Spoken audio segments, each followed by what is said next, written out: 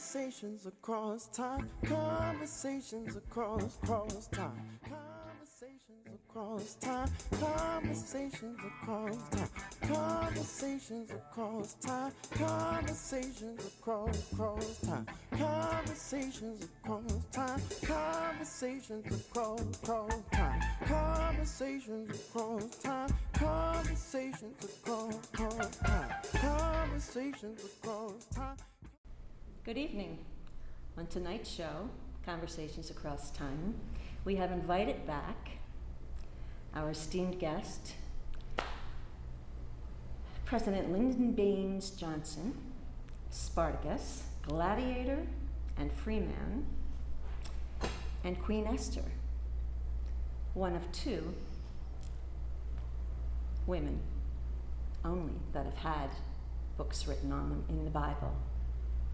The Conversation Across Time will be a continuation of the discussion on the efforts and the obstacles to overcome oppression in each of their cultures.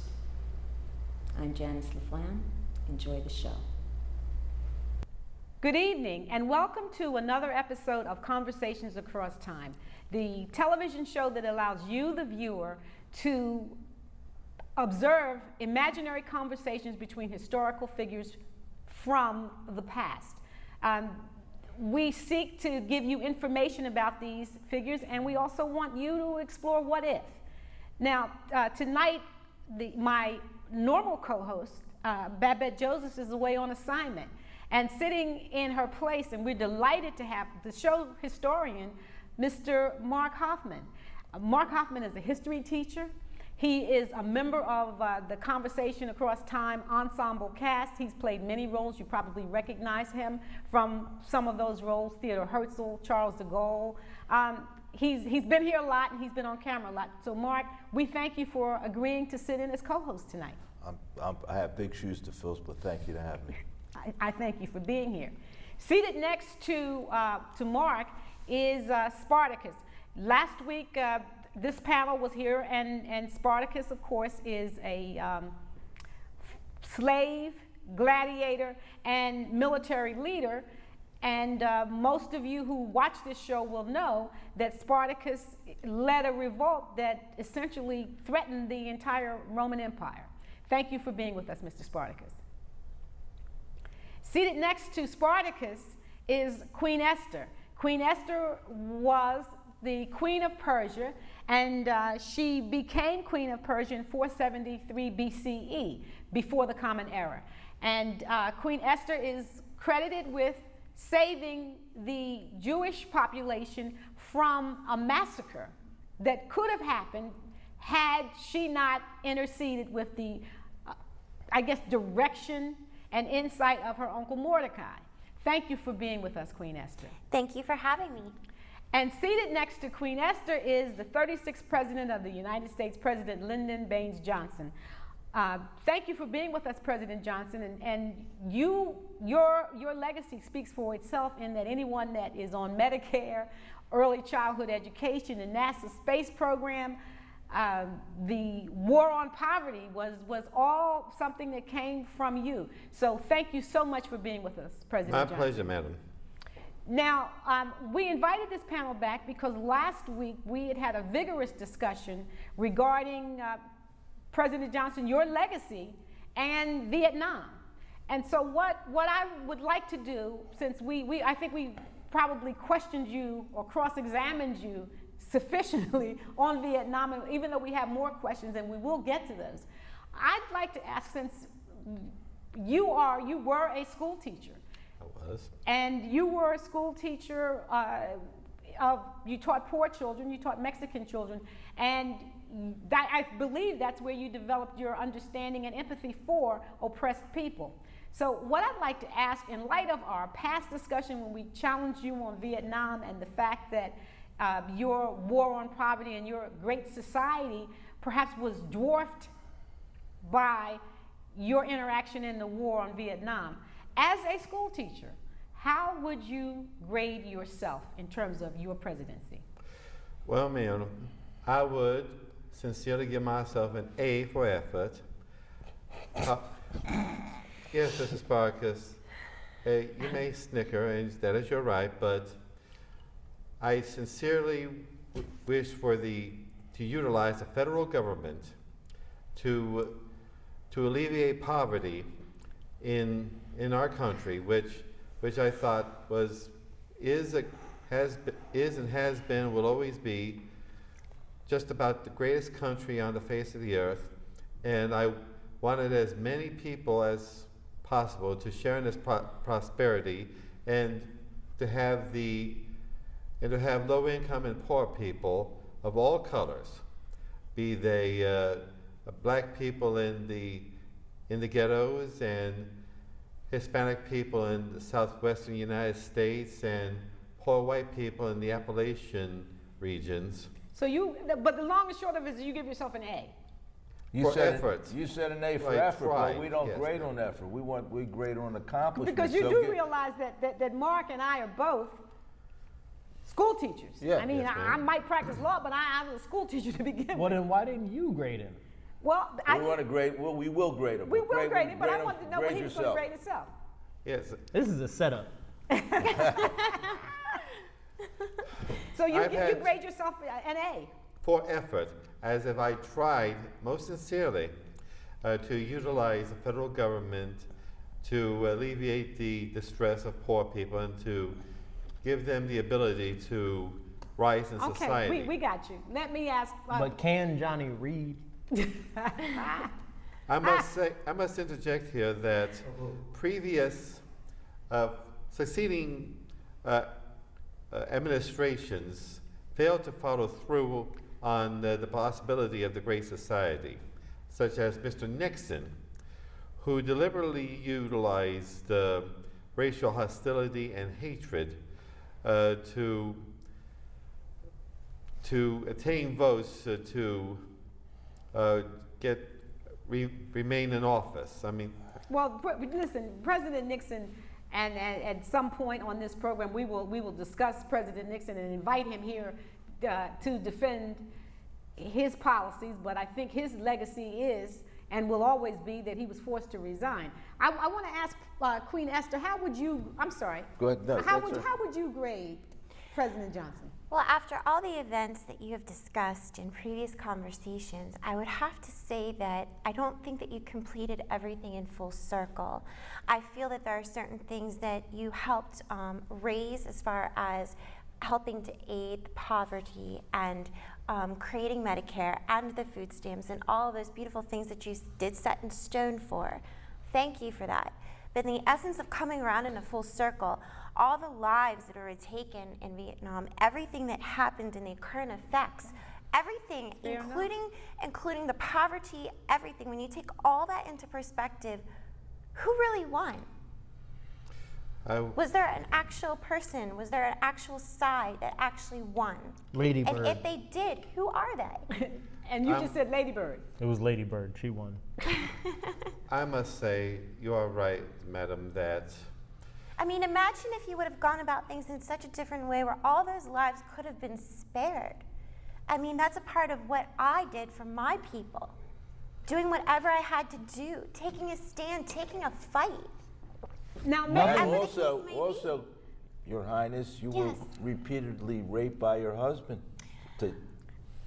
Well, now I have to ask you, Mr. Historian, what is your definition of this word rape? Because it is unfamiliar in my culture. I must Well- state, Madam and Mr. Hoffman, that men in high position do arrogate for themselves the privilege of having their way with women, and I have seen it many times in my career, and I must confess Is that that I something have. that you have done yourself I confess, madam, that I have done so. against their free will? So, President Johnson, your response is something that unfortunately is all too familiar, and that is throughout history, men of power have always felt that they had rights and privileges to a woman's body. I mean, we're still seeing it right now. It might not be in the form of rape, but certainly with the question as to men trying to legislate whether or not women have the right to make choice regarding whether or not they will have children. So that's not- something that's still. That's not just men of power. That's existed throughout recorded history in different places, not everywhere. No, and you But know what, it's you're not- right it's about not that. just men of power. You're right about that. Spartacus is right, because the poorest man in America in 1940 could never be charged with raping his wife. That's right. You're right. That is true, ladies and gentlemen. That has, just by being male, many men think that they have power, and that has been a false, shall we say, solace for them, for their inadequacies in other areas. So I guess I would like to intervene and Yes. say that during my education through my uncle Mordecai, he taught me a lot about worldly views. And when I was going through the process of cleansing and purifying myself before I actually met the king, and he had chosen me as his queen, I became very close with eunuchs. And through them, they had a political power that might almost be considered a secret in some essence, because they were almost the walls of the royal court. And the eunuchs, of course, were men who were in service to the royal court. That is correct. And the reason that they were trusted around the women and around the harem and the queen is because they had been mutilated and were not therefore interested in sex. I mean, they had been physically altered so that they would not be interested in having sex. And I can understand how they would become very powerful. Yes, that's correct, because through their knowledge, passing that on to me, I had time to prep myself in a way that I guess this word rape didn't exist in my mind. But you had no love for your husband, the king. You do not know that. You do not know if I have love or not for my king. Did you? Yes, in fact, I did. It might not have been deep compassion or the true deep of love, but I still had an essence of love for him and what he was doing, and the fact that he honored me and he didn't behead me. So, And he saved your people. And he saved my people. Which is so why- I would do that over again, time and time again. So I time give and you time an A+. again. there we are. Okay, so now we're going to take a break and come back and ask Mr. Spartacus how he would grade his fellow panelists and how he grades himself. So please stay tuned, and after the break, we'll come back and have that conversation.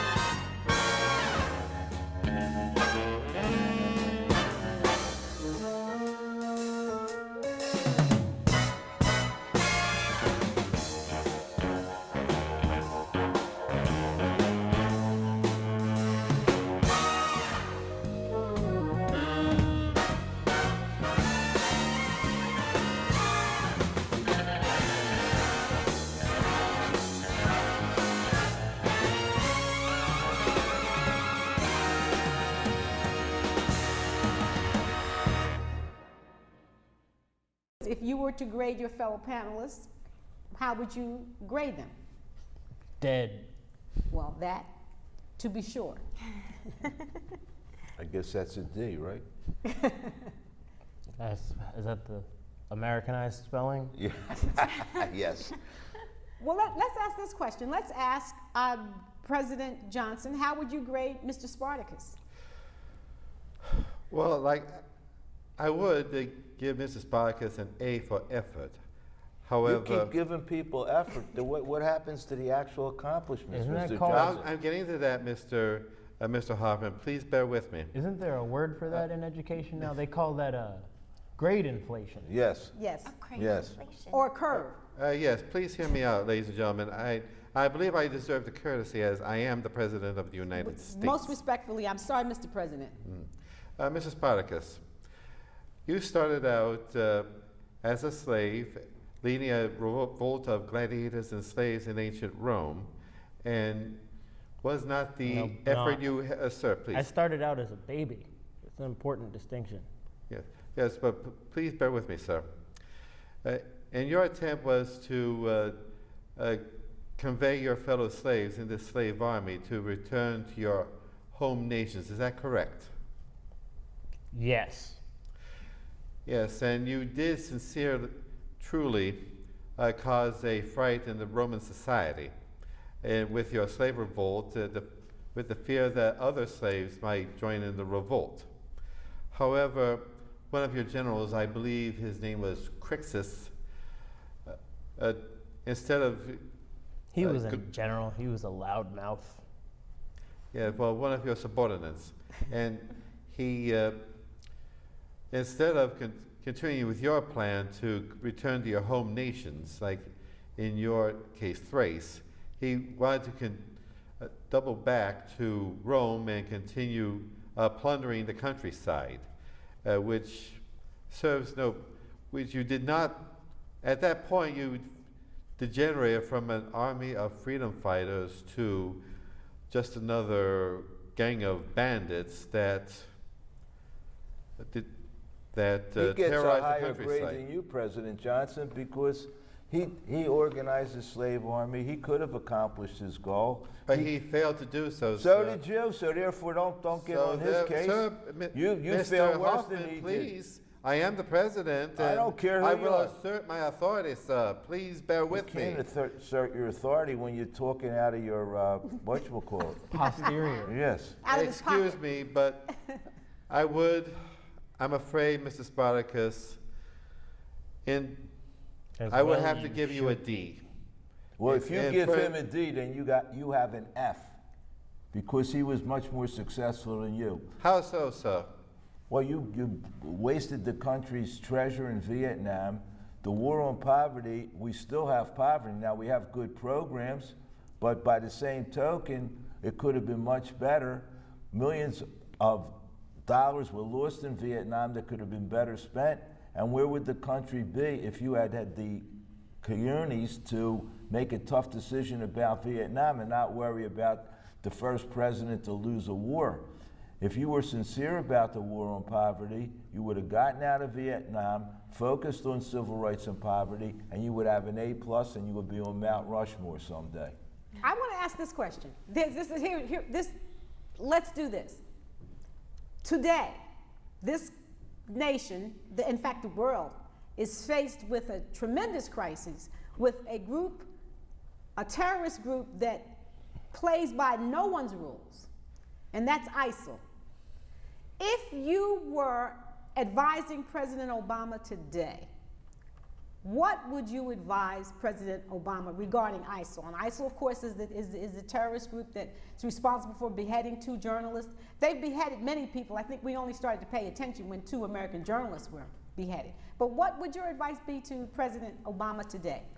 I would advise President Obama to take the course he is currently on, that would be to the airstrikes that there's deteriorating ISIL, but no direct combat forces. And I made the terrible mistake of trying to prop up the regime in Saigon, which had no connection with the South Vietnamese people, and I confess I plead guilty to that. So I want to make sure we understand this. Your advice to President Obama would be to not do what you did. Not because, I mean, it's a myth that there not be boots on the ground, because there are boots on the ground right now in the Middle East. I mean, we are fighting a battle in Iraq, and it's sort of crazy because this is a war that seems to never end. But so your advice to him would be to not follow the path that you did in terms of escalating the conflict that I guess will eventually be named a war in Iraq against ISIL. Madam. That is correct, madam. The fate of the Iraqi people must be left to the Iraqi people. And I'm sorry to say that the fate of the Vietnamese people should have been left to the Vietnamese people. I confess that was a terrible mistake on my part. Okay. Thank you, President Johnson. And you know, now I respect you again. Yeah, I mean, because that says a lot that you can sit here today and be able to admit to that. And I'm also interested in how you feel that perhaps President Obama should take. If you were advising him, your advice to him would be to not escalate in Iraq. That is correct. I would like to ask Spartacus the same question, since he kind of was on the other side, and from the Roman point of view, he was a terrorist and a rebel. What would you advise President Obama, knowing that you rallied your troops around you because of their hatred for and the oppression that the Romans inflicted on you and your families? What would you advise him? Well, my advice would be similar to President Johnson, if only the biggest difference would be the justification. You see, President Johnson and numerous presidents and world leaders throughout history repeatedly have fallen into one of the classic blunders. The most commonly known is you never get involved in a land war in Asia. I have but learned that. Only slightly less well known, which speaks to my success with the small force that we rebelled with, is never go in against a Thracian when death is on the line. Gotcha. So essentially, my advice to President Obama would be to not get involved in a land war in Asia. In historical hindsight, Mr. Spartacus, I concur. My predecessor, Mr. Kennedy, was advised by General MacArthur to not get involved in a land war in Asia. And Mr. MacArthur cannot be accused of being a pacifist or one of our greatest military leaders. And General de Gaulle also advised against going into Vietnam. That was sound advice, which was, I'm one of those people that sort of suspects that might have been the end of President Kennedy. That might have signaled his end, because at the time of his death, it's known that he was actually contemplating withdrawing from Vietnam. There was that. You got to be careful when you want to pull out. It's a dicey situation once you've penetrated that far behind enemy lines. Trying to withdraw at that point, it's a very complex operation. However, I must point out that the CIA, in collusion with the Kennedy administration, was attempting to overthrow the government of the Diem government and his brother. Oh, they had him assassinated, but they were assassinated with the collusion of the CIA, and Mr. Kennedy monitored the situation thoroughly. What's interesting is we cannot overlook the fact that the CIA colluded to overthrow the duly elected president of Iran and put in the Shah. Well, Iran, of course, was called Persia, Queen Esther. And look at the problem that happens